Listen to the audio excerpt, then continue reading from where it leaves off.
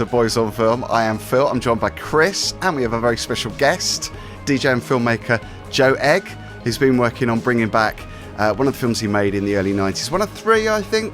Joe might correct me if I'm wrong, but yeah, it's Magic Cottage.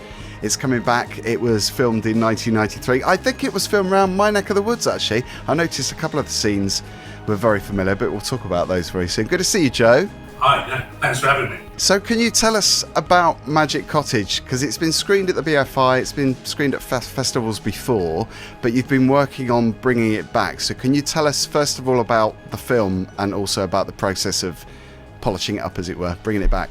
Yeah, so it's basically a film about cottaging. It's in the style of a horror film, of a zombie horror film, and it's basically, about addiction and how that makes us all zombies. If we're addicted to something. It's the story of a guy who stumbles upon a cottage in the park after a row with his girlfriend. At first he's pretty horrified by it all, but he finds himself being drawn back. The addiction takes hold. That's the narrative of the film. And yeah, so I made it back in 93, and then the BFI sort of discovered it back in 2020 and screened it in one of their multiple film screenings.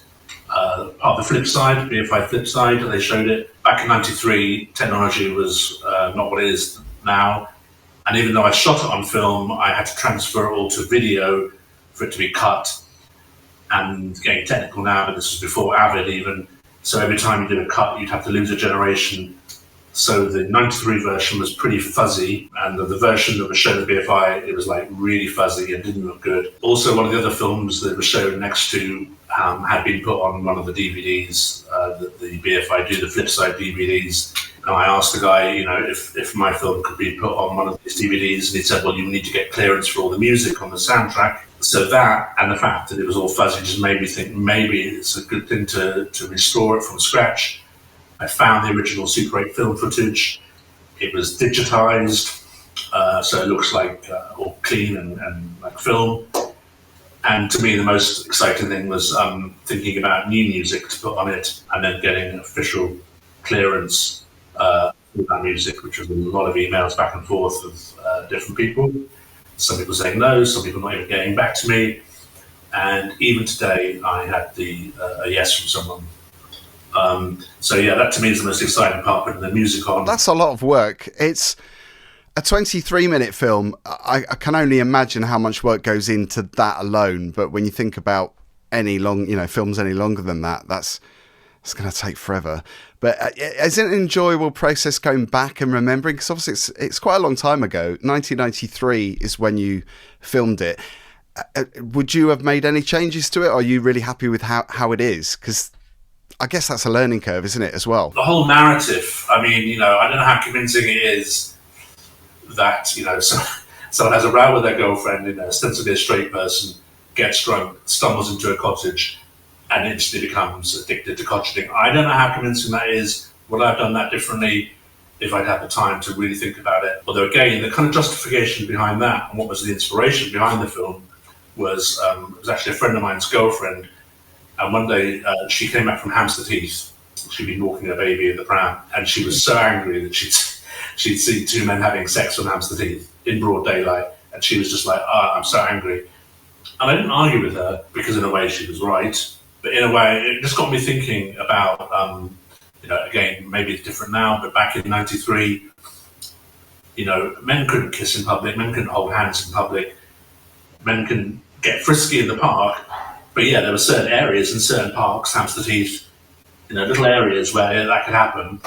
But the whole of London, or the whole of the world, possibly not the whole of the world, but certainly the whole of London, straight people could kiss and cuddle and get frisky, or heavy petting, that's an old phrase, anywhere they liked in the park without fear of anything. And that felt to me kind of unfair. And that was the inspiration, particularly behind the opening sequence of the film, where the straight couple are walking around, kissing and that, and everyone's applauding and happy for them, and then the rest of it will sort of flow from that. But yeah, maybe some people can think it's quite a negative depiction of gay life. It was a reality for other people, and still is. One thing I really loved about watching this film is this thing about time, and unfortunately we're all old enough to remember. Joe was obviously making films then, and Phil and I. Well, Phil was much older than I was at the time. Obviously, I was just a mere boy. Clutch his pearls.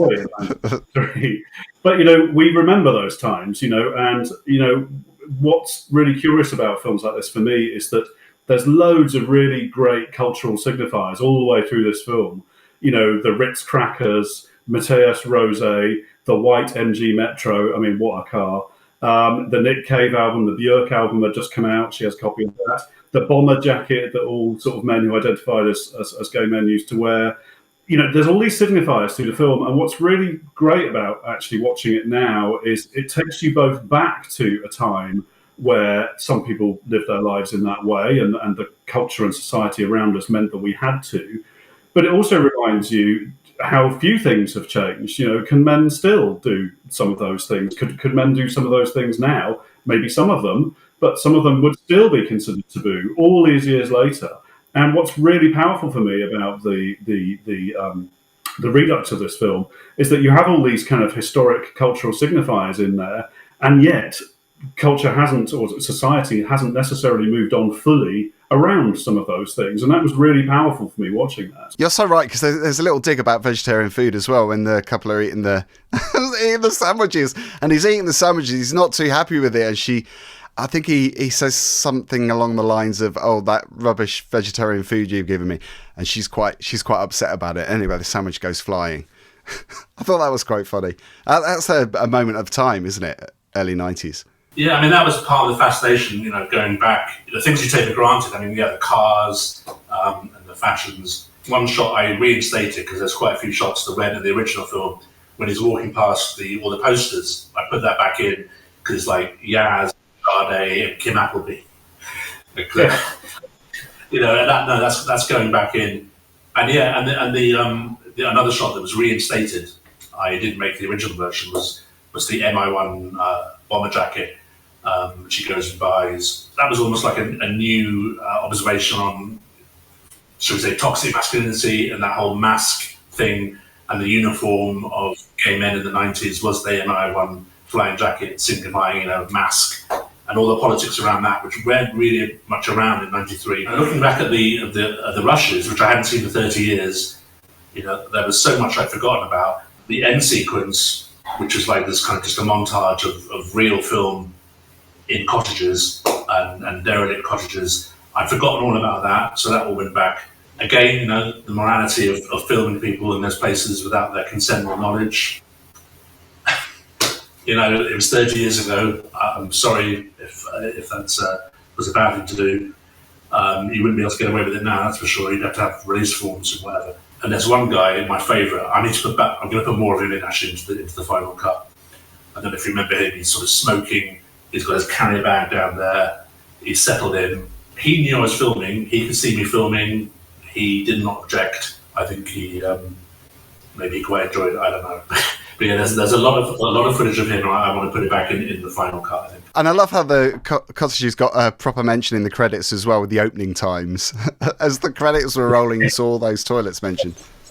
Well, that's one of the, again, whether my old name or my new name, there's so much about how much should I preserve of 1993 and how much should I say, well, look, this is a 2024 version of 1993 footage. And one idea I had recently was to go through all that list and find out where those toilets are now. I think a lot of them, if not all of them, are either demolished or they've been turned into restaurants and bars. But then, it's about how much do I keep it as how it was, or do I just say, look, this is a brand new film, actually. And again, that's because I think ideally I want to take it to festivals, queer film festivals, or any film festival, really.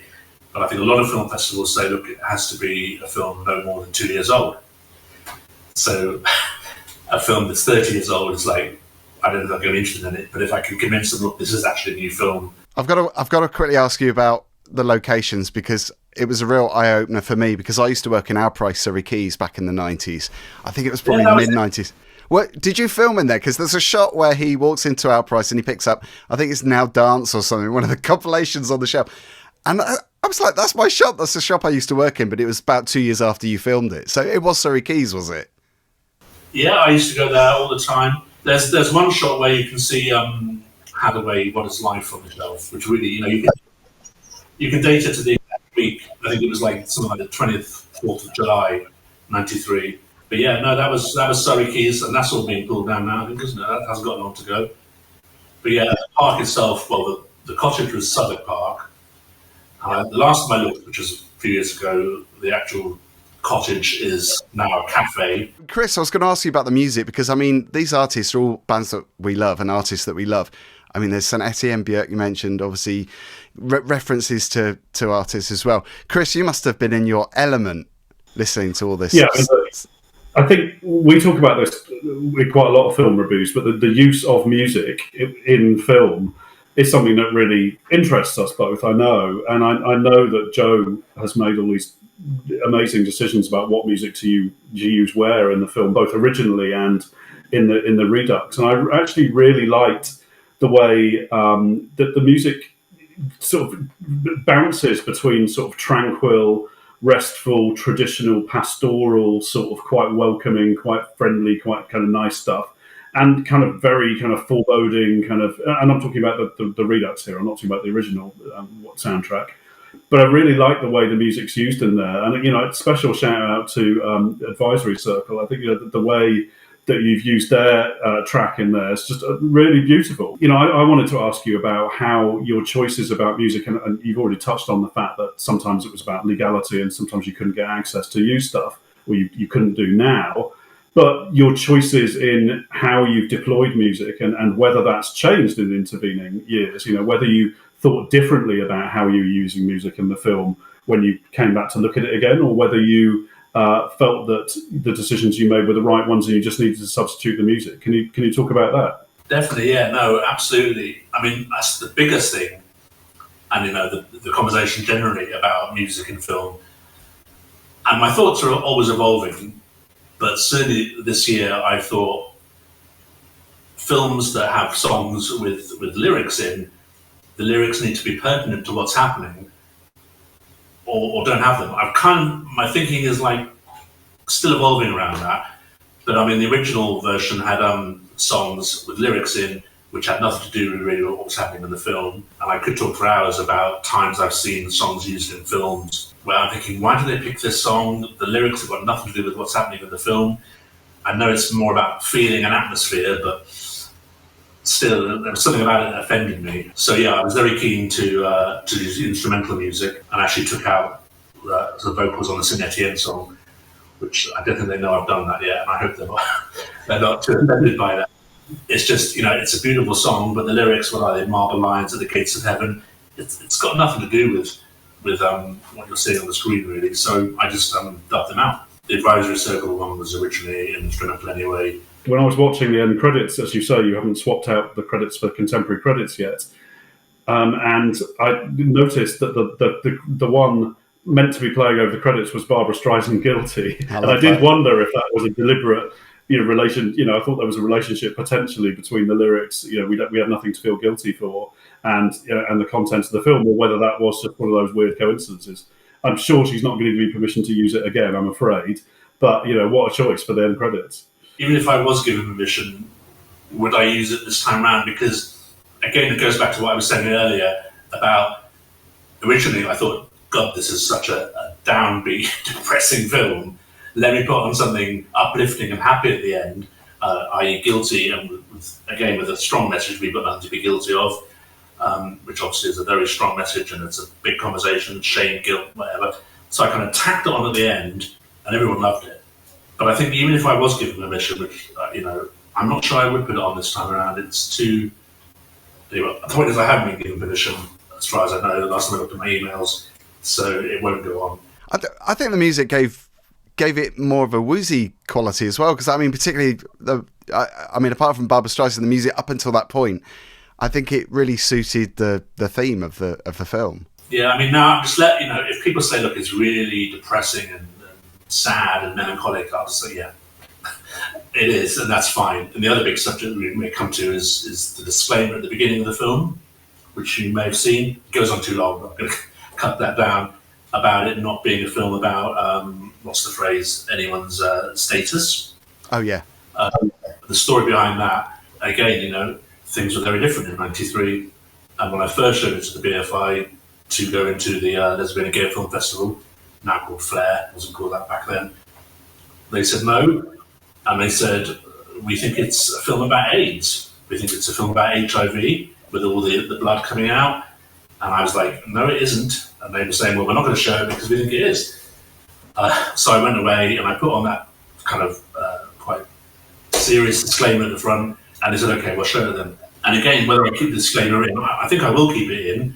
I can't imagine anyone watching the film now and thinking it's a comment on HIV/AIDS. But that goes back to my dilemma, which is still kind of unresolved about how much I keep an artifact in '93, or how much do I say this is a film made now about 1993. So, that's still something I'm working out. We've got to talk about Lynn Ramsey, because Lynn Ramsey obviously is involved in this film as well. And I think a lot of people are really curious and fascinated about this as well. There's mentions online, if you look online when you're Googling this film title. But she was brought in because she was a friend of yours anyway. Is that right? You've known her way back? Yeah, I mean, it was all part of the National Film School. You have one friend there, and then you meet other people, and we all helped each other out on films. I helped other people on their films, and I asked Lynn to help on this film, and she said yes. Yeah, she certainly filmed a lot of the inside the toilet scenes, and also in Terry's bedroom, and all those curtains blowing everywhere. That was Lynn. And again, looking at her at the outtakes, she felt there were all these kids running around. The only way to kind of control them is to get them involved. So she filmed a lot of children, and we filmed all these kids sort of looking at the zombies and horror. And I thought about using it, but you can't use everything. She was great. I ended up setting her the camera at the end. But yeah, now I'm even thinking about all the other stuff we filmed for the film that was never used in the finished film. That brings me to another question, Joe, which is, did you always intend to make a short? Or how much planning did you do? Did you write a screenplay? Did you map all this out, or did you just go and film some stuff and then edit it together and it ended up being as long as it was going to be? I mean, how did that work? I think I came from the point, you just, the film stock, the Super 8 film stock, which I acquired. I got from Boots, and it's I think each roll is 3 minutes, so it was 3.5 minutes. So there's only so much film stock you could use. I was meant to edit it with someone else, but he pulled out, and I ended up doing it myself. And even the editing process, there was none of this kind of going back and changing things like you could do now, and like I will be doing and have been doing in 2024. Back then, you just threw it all down in kind of some sort of order. And there was no editing. I'm quite proud of my editing back then, knowing that, there was you couldn't change your mind about anything back then, because then you'd have to lose a generation and it'd get worse and worse and worse. So it was just like too fuzzy. This is pre-Avid, but we're getting technical now. But I'm sure some of your readers, listeners, watchers, viewers know about Avid, which came in just at the beginning of the early 90s, which meant you could edit video in the same way you can edit film. So you've made 2 more films after this, and obviously you went on to DJ. We know you, we've worked with you and DJed alongside you and at events, and obviously it's a very kind of small scene, as it were, in London, even though it's not, it's a big scene, but we all know each other. Do you have the urge to make more films, though, to go back to the filmmaking? That's a big question. Certainly being creative and writing, and this has really reawoken that creative. I mean, you obviously DJing as an element of being creative, but this is much more so in a way, in terms of you're on your own and doing it yourself. But obviously DJing, you've got to respond to people. And I've thought about restoring some of my other films. They're just as interesting, really. I think I made 2 more after this one that never got finished, and one that I used to try and get an interview at the National Film School, which I did get an interview at the National Film School, but I didn't pass the interview, and that's when DJ came calling, and I never looked back until this year. So what's the plan with this? Are you going to resubmit this to festivals? Is it likely to turn up at Flare? I will submit it. I mean, the world has changed so much in 31 years, and I've, very tentatively kind of researched it. But one thing I think I might say is now you have to you have to pay to submit short films to film festivals. I don't know if that's true of every film festival, but that's a new thing. That kind of was quite shocking. In my head, I'm just one thing at a time. So I'm focusing on getting it finished, getting it ready to show people. And then, the next stage will be submitting it to Flare and all the other queer film festivals around the world and other film festivals. Thank you for the opportunity to see it. I don't know about you, Chris, but I found it really fascinating. I mean, on so many levels, it was really great to watch this. Well, we reviewed the remaster of Beautiful Thing a few weeks ago, and I think I had some similar reactions to this because of this rooting in the life that I remember, this past that I remember that's anchored. And we again had a conversation about, how much has the world moved on or how much hasn't it moved on since then? And I think anything that sort of comes back, as it were, is always going to provoke those kind of conversations. And I find that really, really interesting. And of course, particularly for us as an LGBT plus community, it's really interesting to see, have we made progress? Have we not made progress? What has changed? What hasn't changed? I mean, no one drives a white MG Mini Metro anymore, but people still encounter homophobia in society all the time. I think these are great things to sort of be tackled, and I really enjoyed watching a film that was made all that time ago through both the eyes that I remember of the time and the eyes I have now. That's always a great thing about films like this, and particularly, as I say, within our cultural spectrum. I think that's really, really interesting. Yeah, I mean, people are getting, are still very fascinated about olden times. There's a couple of books coming out. It's called, I think, Some Men in London, I was reading about. That's what it's called, Some Men in London, which is about gay life in London in the 40s and 50s. And then there's going to be another volume coming out, which is about gay London life in the 60s. People are still fascinated by that. Well, I know I am. I'm not the only one.